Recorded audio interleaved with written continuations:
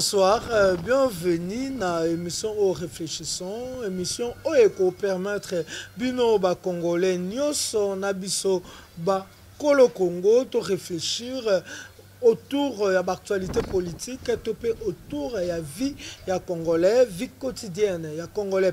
Et même magabiso lisou mingi ya ko réfléchir comment to koki ko libérer mboka na biso. Cette libération que d'autres gens croient qu'il y a le Congo, il faut les libérer. D'autres gens disent que le Congo a été déjà libéré depuis l'époque indépendance. D'autres disent que le Congo est acquis, est sous Naboumboute parce que Tosengaki, moi Namboko a 100% congolais à diriger Mboka. Pour eux, ils disent que Félix Antoine Tshisekedi est le libérateur du Congo.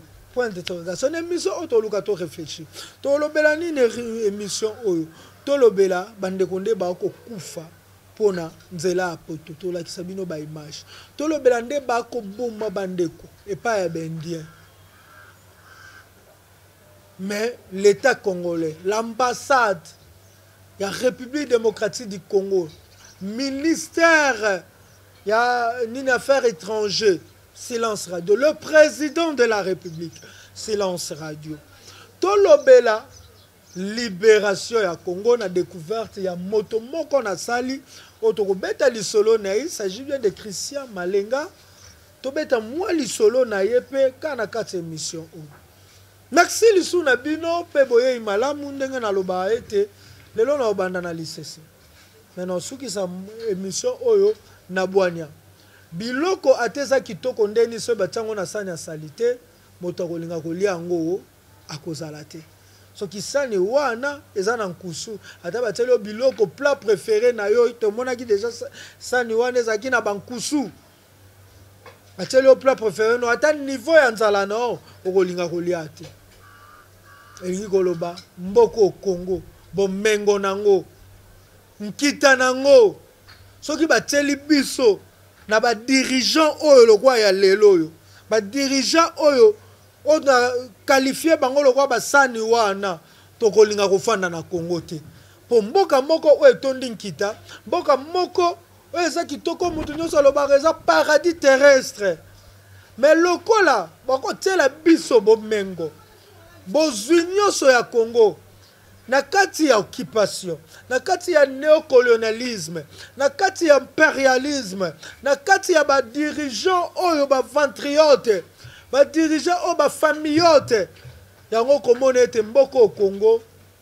eko silisa bato posa ya kofanda na Congo mais yambo to kende bato ebele bamoni ba video ya ndeko mwasi akokata motema po bakoluka nzela ya poto yambo vraiment to kota na kati nalakisa bino découverte na sali ya mwana mboko Christian Malenga ona kosenga bato to baza na numéro na ebotindela ngai.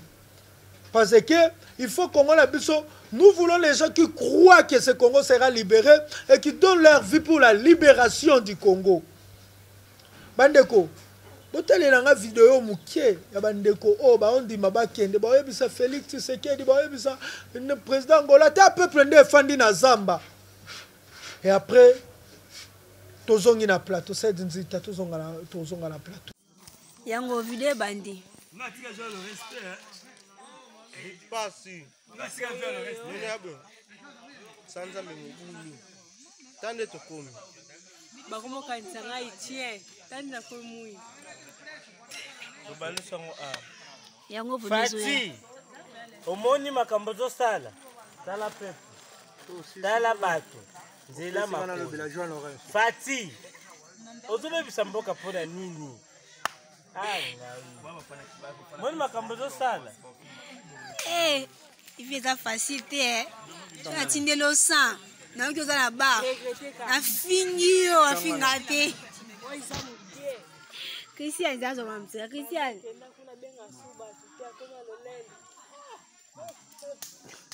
Oh, le bâté? T'as le bibor au fond, l'angle d'un ouïe logoté. Sois. Comment on a? Ouais, biso pena to ana kati ya Zamba awa na minicho na kati ya Colombie. Nangana sa de. Tala Voilà, peuple, merci de retour sur ce plateau. Merci à toi, Sendita. Merci à cette grande équipe technique où ils ont tenu en compagnie. Merci, Nabakolo Congo Nyoso. C'est triste, hein? C'est malheureux de voir les gens quitter leur beau pays, un beau pays. Mboka oyo etonda nkita moto asimbi lichette po akende zamba po akende mboka oyo etonda nkita te mboka oyo ezaka na beauté moko apparente. Pourquoi moto akolinga akofanda sika oyo beauté apparente ezali? Le peuple congolais akolongwa na mboka tout encore peuple africain akoki libanda. C'est parce que le pays, ce pays beau et cher pays le Congo ezana libéré te yango boko mona bandeko ba ko bimba tango bino boko yaka na ba pouvoir ba famille na bino ko salara ba anniversaire na ba avion ba famille na bino ba ko kendaka chaque fois katanga po ba koma na ba minéraux fils moko a eu de problème parce que il a voulu dénoncer que tous les pouvoir pour la tout Congolais se retrouver. Tout Congolais se retrouver en vie à aucun poto et qu'on diminue pas les Congolais dans si qu'on bime qu'on a sous motonio sauté. Pour battre musu ba bima kaka pona ake poto ba fouté salaire ya 1000 euros. 1000 euros. Abiso na combien de temps ba fouté un salaire à 1000 euros et ça bien. Mais dans pays oyo comment se fait-il Congolais a comme un niveau ba foutre salaire à 1000 euros. Na mboko etondi nkita. Na mboka o etondi nin. Ce qui to comme un niveau là parce que le Congo n'est pas encore libéré. Na lingi à travers ma vidéo auto réfléchir. Ba o ba ko ba fachi béton, Bota la peuple ya président béton de ba ko déplacer mboka. Bota peuple ya président béton de ba ko tika ndeko la bango kufa na désert. Bilobo c'est la soso et carton soso qui dit 10 $ na rêve. Ma chambre frère de ndoto côté ka carton soso 10 $. Nde ba femme de nuit za ba mari de nuit za libi soto komi na ba soso de nuit. O to ko lia kango na butu. Pona moi bo muto lia soso carton 10 $ azate na butu. Bo pesa biso ba femme de nuit libala 500 $. Ba sa kini ba boyi na bango libala 500 $. Ba femme de nuit ba to ba yo linga biso na 500 $. Bo pesa biso soso na 10 $. Ba soso de nuit. Et où allons-nous? Ce Congolais siliki te n'habite l'oni et siliki sa Congolais. Bah au balo ba keto mais ma une incitation à la révolte. Moi je suis prêt. Moi qui zenga nyoso mais ce non mais ma peuple nanga na révolte pour Congo nanga za libérer ce qui bolo que je préfère. Ne na bisa bino ke kasho basala pour na bantabate ba sosote. Ba ngombe te basala pour na batu. Donc mutu le roi trésor qui a koti kasho. Mais avant to kota kasho to libérer Congo. Pour biso to kufate. Bosa nyoso biso to kufate biso nde to libeko. Bola ndela vidéo ya Congolo ba misuba yebi ete. Mais on a découvert que discours na ye kaka. Quelqu'un qui croit à la libération du Congo, qui croit qu'on ne peut pas libérer le Congo na voie ya élection, mais on peut libérer le Congo na ko mettre un mécanisme na terrain auto libérer le Congo totalement. Comme on a Christian Malenga. Malenga. Merci. Tozong ici. Banamboka, avons-nous perdu notre essence de la fierté en tant que peuple? Nous plairons et crions le changement, mais nous ne sommes pas debout. Ne soyons pas ignorants. Comment le peuple américain l'a-t-il fait pendant la Révolution américaine? Comment l'Afrique du Sud l'a-t-elle fait pendant l'apartheid? Comment les Français l'ont-ils fait pendant la Révolution française? Comment la Côte d'Ivoire l'a-t-elle fait pendant l'élection? Comment l'Égypte l'a-t-elle fait pendant le régime dictatorial du Moubarak? Pande Konangai. Le changement ne viendra pas si nous attendons une autre personne ou une autre fois. Nous sommes le changement. Nous sommes le nouveau Zaïre. Nous sommes le nouveau visage de l'Afrique. Permettez-moi de nous conduire à la victoire, comme le général Washington l'a fait avec l'Américain pendant une période comme celle-ci. Laissez-moi mener à la victoire comme Mandela avec les Sud-Africains pendant l'injustice. Laissez-moi mener à la victoire comme la jeunesse égyptienne qui a dit non au régime dictatorial du Moubarak. Il est maintenant temps pour les vraies filles et fils du Congo-Zaïre de se lever et de défendre la dignité et la souveraineté de notre nation et de retrouver ces sentiments de fierté que nous méritons pour tout le travail que nous avons mis à ces combats. Je suis l'homme pour le travail. Ensemble, moi et vous, nous conquérons ce qui n'a pas été conquis. Laissez-moi nous conduire à la victoire par l'unité, une armée, une nation, une voix. Je réponds par le nom de Christian Malanga Moussoumari. Vous voulez le traduire et le transmettre à 20 autres personnes. Et au Kani, vive Nouveau Zaïre. Merci beaucoup de retour, c'est Christian Malanga. Merci, c'est Christian Malanga. Merci Christian Malanga. Voilà un discours d'un patriote qui a le souci de son pays. Un patriote qui croit à la libération du Congo. Oiseau visionner la libération du Congo. Et un Congo libre, tout le monde doit visionner la libération, une bonne libération au Congo, a visionner que le Congo est comme libéré pour un président. Mais le Congo est comme libéré pour occuper place à la présidence.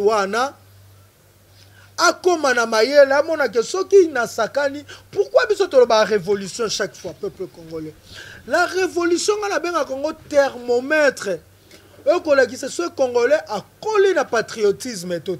Parce que tant que la révolution, mais parce que bomoni ke mboka eko kende bien te boko souffrir yango bobimi bobi ke noto bunda une fois que bobundi bobengani bato baza place bato bako sakana na mboko au Congo boyeba ete ba o bakoya sima bako sali su buzoba te po ba mona soto sali buzoba bako bengana biso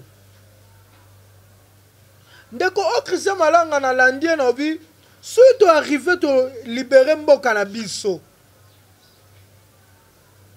Parce que le lot mondele et sengeli pour to travailler na mondele pour to benga na mondele bien il faut moto moko ayebi mondele.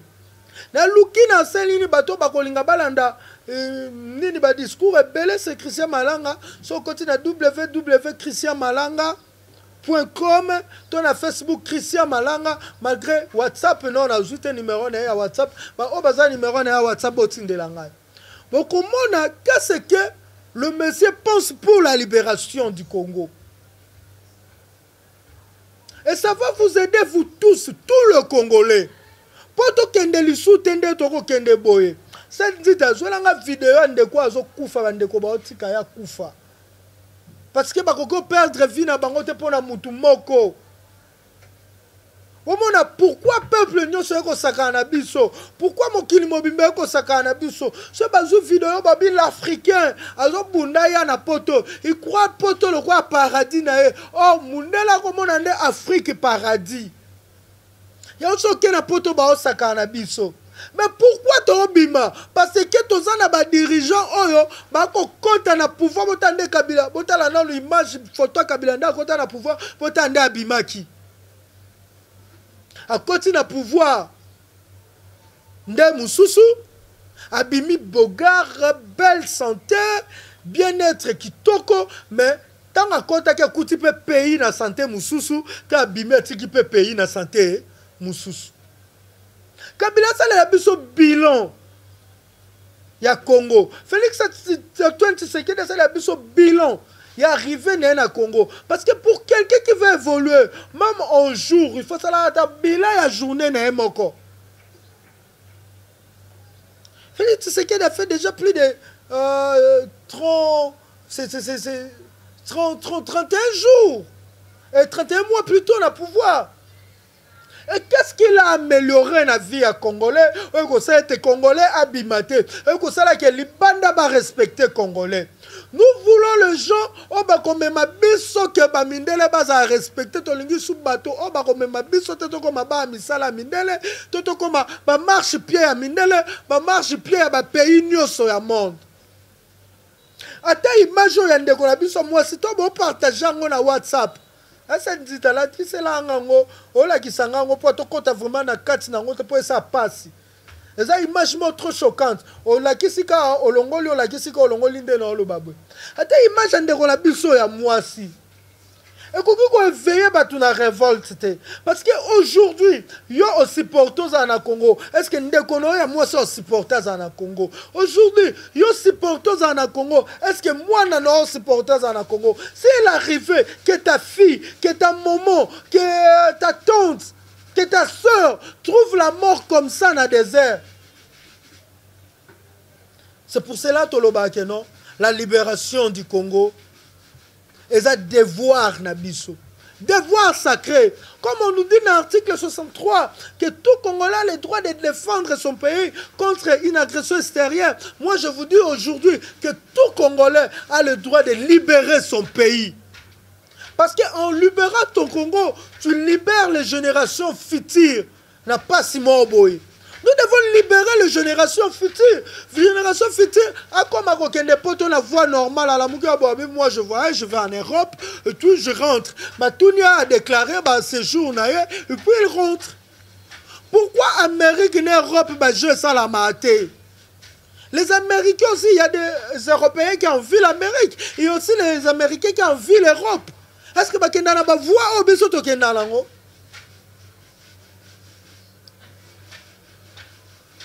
Et ceux qui sont en Amérique du Sud, en Amérique, c'est parce que les dirigeants en Amérique du Sud ont un problème. Mais ils sont au Congo. Attends, vous avez Brazzaville, vous avez fait un code. Brazzaville, le pays voisin, le roi Abisso. Si vous avez Brazzaville, na Congo, vous avez pro. Angola, pro. Cameroun, pro.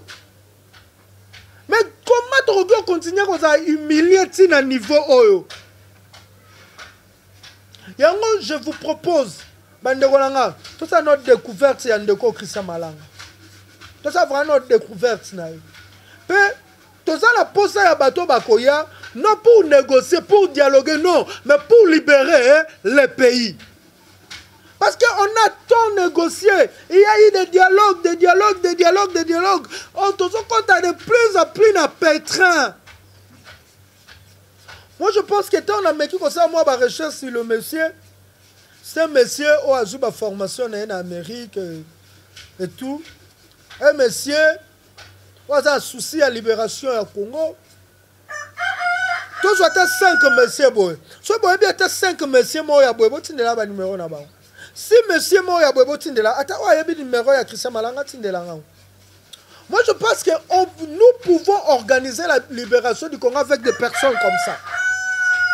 Nous pouvons organiser la libération du Congo avec des personnes comme ça, non avec des personnes qui font des blabla dans des réseaux sociaux, sans toutefois vous parlez de la libération du Congo, mais sans toutefois la libération réelle.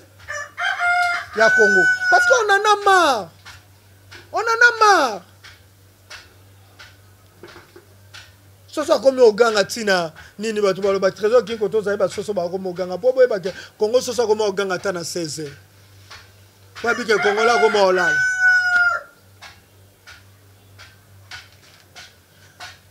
Donc nous voulons les gens qui croient à la libération du pays. Et puis, mi pesa pour la libération en Mboka Congo. Bandeko, et ça passe. Et ça passe chaque jour. Les Congolais va koufi na mai. Les Congolais va koufi. Aucun des potes pour anini. Pour kuna garantie sociale et zalaka. Congolais ce qu'on dit ma koufa. Et ça c'est que non na poto ba pesa royaume de cieux non. Et ça c'est que non na poto ba rejoindre 5 générations et ba pesi ba ombongo. Et ça c'est que na poto ba to kabela Congolais wana okufa na mai, okufa na mabele wana non. Et ça pour et si quand on a que droit de l'homme et ça respecté. Oh ah bilo bo ko respecter droit. Donc on pour que kuna social au moins et ça respecté. Mais tant que kuna malgré ba respecter social nanini mais yé mutuwa uti na mboka il ne sera pas respecté. Vous avez un discours monsieur Yandeko Christian Malanga. Et vous avez un discours Nassima. Je lis vos mails et lettres. J'ai été convaincu par l'envie du passage de notre type de politique. Un vrai leadership. Une véritable démocratie.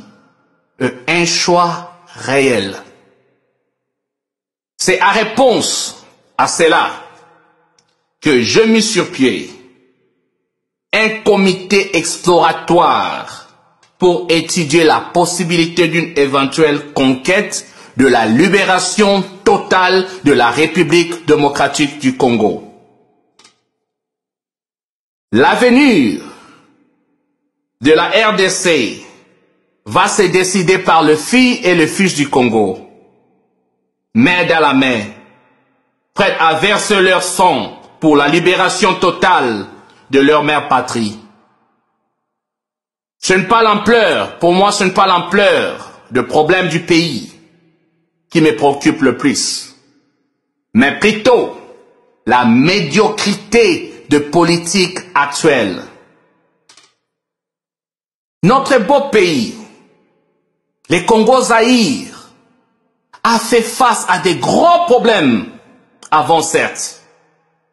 Mais aujourd'hui, nos dirigeants à Kinshasa semblent être irresponsables et incapables de travailler dans une cohésion pratique et animée de bonne foi. Le discours politique sont nocifs et empêchent le pays de sortir de mots qui les rongent. Cela doit constituer la priorité pour nous. Nous devons reconstruire ensemble notre beau pays pour l'intérêt commun du peuple. Le changement ne vient pas de lui-même. Une transformation au sein du gouvernement ne peut venir que de vous. Tout Congolais au pays et de la diaspora qui croient qu'ils ont une meilleure façon de faire la politique pour sortir le pays de sous-développement sont prêts à mener ces combats. Il y a de cela quelques années, en tant que candidat aux députations nationales au pays, j'ai appris que le vrai changement commence à la base et des citoyens engagés qui travaillent collectivement peuvent accomplir de choses extraordinaires. Par conséquent, même au milieu des énormes défis que nous sommes confrontés aujourd'hui, c'est grâce à vous que j'ai une grande foi et de l'espoir pour notre avenir. Pendant plusieurs semaines, j'aurai parlé avec des groupes politiques à travers le pays et de la diaspora.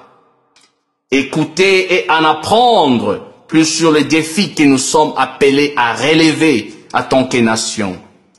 Et le rôle du combat que nous devons mener ensemble au pays.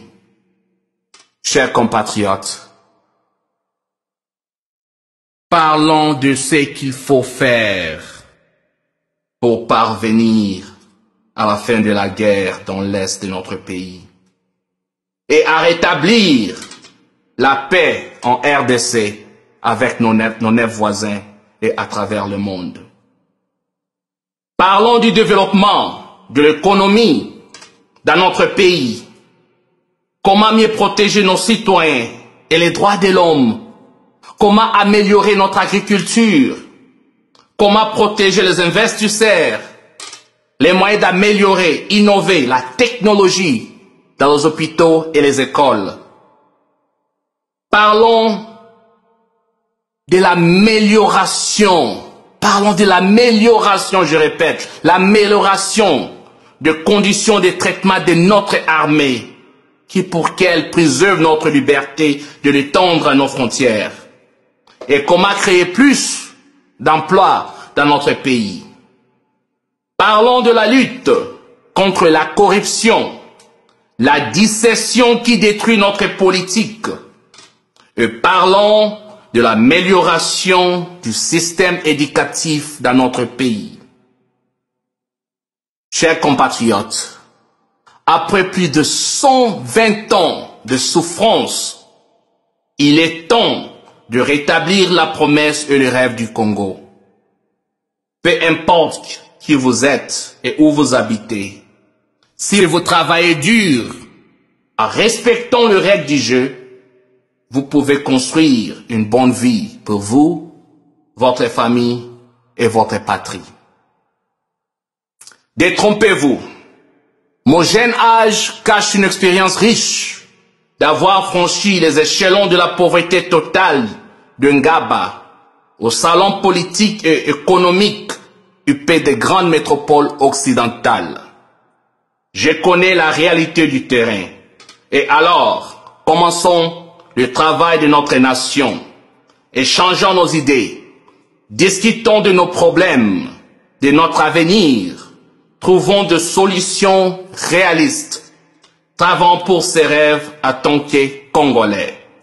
J'ai le sentiment que ce sera très intéressant. Merci, que Dieu bénisse la République démocratique du Congo.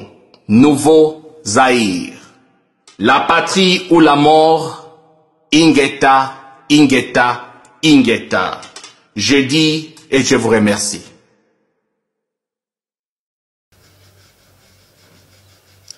Merci. Tolanda vraiment Christian Malanga.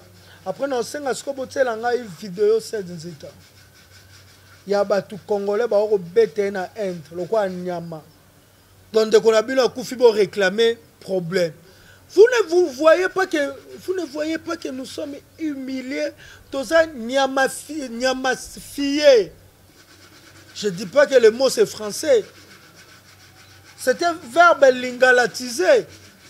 To komi na niveau ya kinyama ba nyamatifié biso. Parce que kobeta bato na banzete boy. Mais awa les Indiens sont contrôlés par le policier. Au moins la policier na munduki na sima indien, na sima chinois. Awa bandeko ba bimi ba simba biloka benge, ce sont les généraux, les colonels qui envoient la police pona kobeta ba Congolais o ba ko ba ke bandeko na biso ba sa kuna indien lelo otekate indio sanité tala Congo sika ekende yo mutolo ba ke Congo eza libéré pona Fathi Ber oko bétonner penser na yo oko mesu ko réfléchir te. S'il vous plaît Congolais, ata makambo aboye eza makambo ya kumisa moto te, ata makambo aboye, dis-toi que le Congo doit être libéré. Dis-toi que je dois libérer mon pays, la République démocratique du Congo. Nous parlons de la libération du Congo. Nous parlons d'un Congo libre un jour. Le Congo que nous allons léguer à nos enfants. Ce serment de liberté que nous chantons chaque jour dans l'hymne national. Est-ce qu'il y a ce serment de liberté? Est-ce que toujours ça la serment à la liberté? Tant que Congolais robota mobi, je serai libre et je veux mourir libre. Est-ce que nous sommes libres? Nous sommes libres dans notre cieux. Est-ce que nous sommes libres dans notre cieux? Congolais, dis-moi. Parce que chez toi, tu n'es pas libre. Tu veux manifester, tu n'as pas le droit de manifester. Tu veux parler, tu n'as pas le droit de parler. Tu veux critiquer, donner tes pensées, tu n'as pas le droit de donner tes pensées. Tu veux manger, tu n'as pas le droit de manger. L'eau potable, tu n'as pas droit à l'eau potable. L'électricité, tu n'as pas droit à l'électricité. Le droit au travail, un devoir sacré pour tout Congolais, tu n'as pas droit au travail. Droit même à ton salaire. Bah, toi, Transco, 8 mois impayé. Grève Transco. Transco, Félix Tshisekedi a inauguré. Les 8 mois impayés à Transco.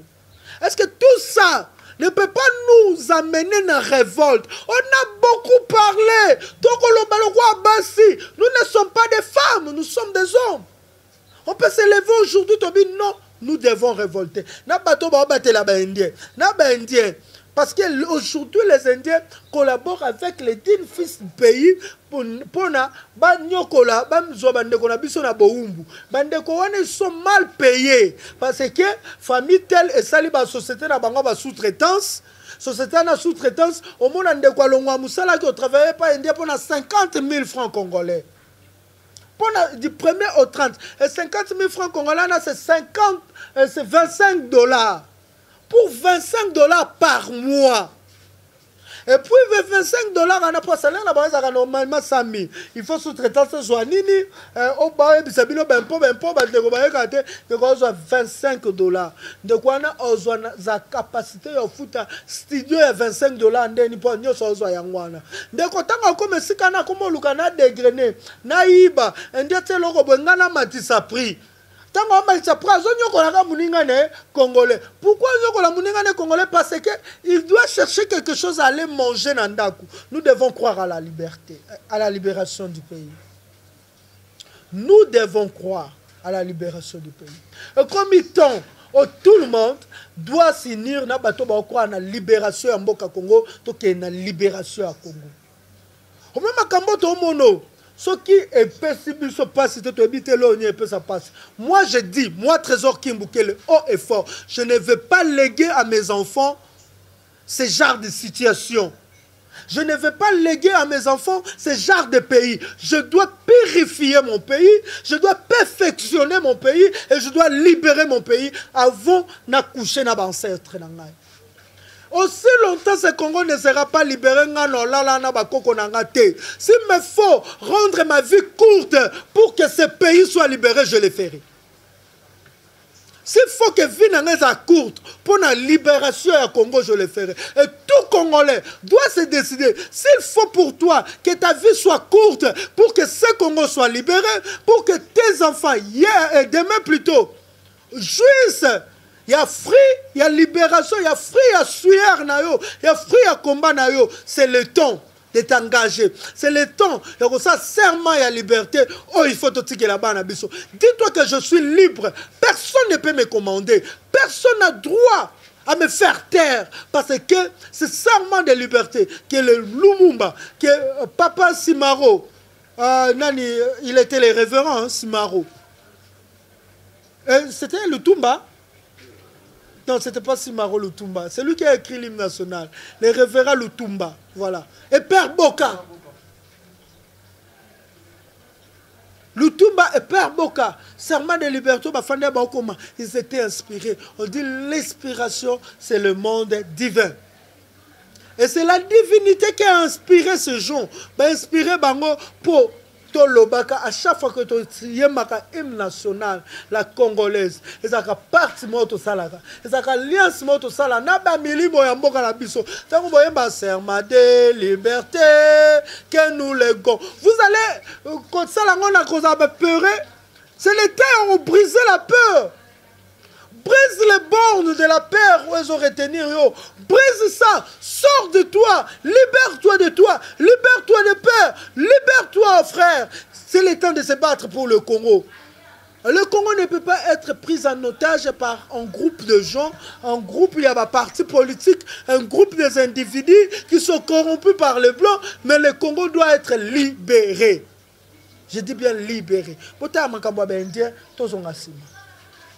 Feli do la service côté corps ezali bazo le belo côté net lobaki oh le quoi est commis vous c'est qu'il faut te porter plainte envers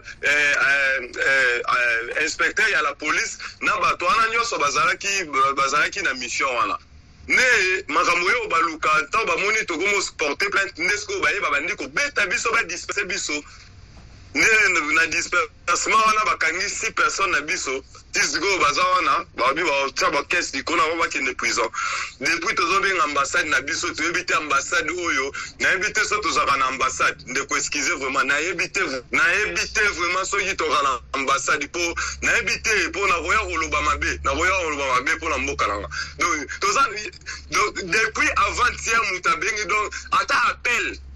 Mais tozoyoka bazo poster batu imaginez batu ambassade bazo poster ba biloko yo mais bazo benga bazata na contact na biso te bazo benga na biso te po ba qu'est-ce qui se passe to ça ndenge nini tozaki obligé ya obenga batu ya RFI batu ba aider biso ne batu ya RFI ne to bengi to solo na bango ne ba joindre ambassade basoli na ambassade mais jusque là ambassade pe no abengi biso te boye toza recherche bazolukisa biso po ngai na ngam nazala ba preuve ya makambo nyonso ba preuve nyonso ya ba conversation avant liwa ngai police ya end po eza biso nde mutu tokendaki kosola na la police biso nde tozaki na ba preuve sikoyo na biso wana misatu bakangi mibale na kati ya 6 personnes wana donc ngai nde mutu naza libanda na ba preuve nyonso mais eloko ezokamwisa biso akufeli na kati ya police station na kati ya poste ya police azalaki en bonne santé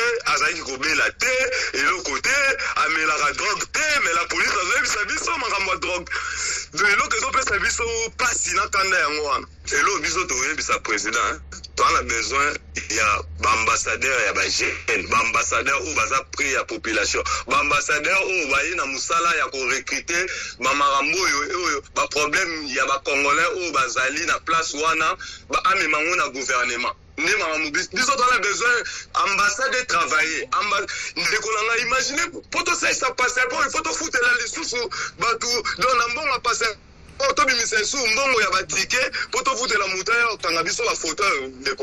merci beaucoup tozongi na nini je pense que eloko ete ya bino bandeko baza numéro Christian Malenga botindela s'il vous plaît botindela vraiment je dois collaborer avec les gens comme ça qui n'ont pas peur qui disent des choses sans avoir peur des gens qui croient et les gens qui donnent leur vie pour la libération du Congo.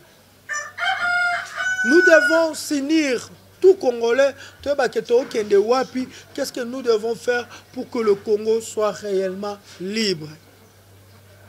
Merci à vous tous, merci à tout Congolais, merci aux Congolais à diaspora.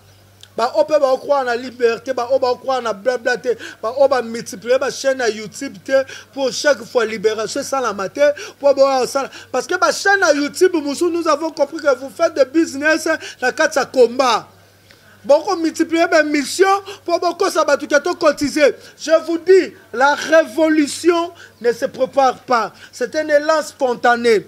Mais le groupe y a pression ne se prépare pas. Groupe y a battu comme la libération ne se prépare. Moutoumako li soute ati na bongo pour la libération. Soko otinda mbongo yebisa bandeko to préparer groupe ya batu moko ekom batinda mbongo te to kopesa biloko kolia juba ko bima to kopesa somela bino mapa non. Nous avons les Indiens, nous avons les Chinois et nous avons le digne fils du Congo un jour au Congo est libre au Kenya Bank au Sengi Nyongo pour na au sala au s'investir ba pesio. Mais pour l'instant tant que révolution est salama on va manger na ba biloko ya batuana. On va manger là. Merci de t'écouter Mbalasima. Bye.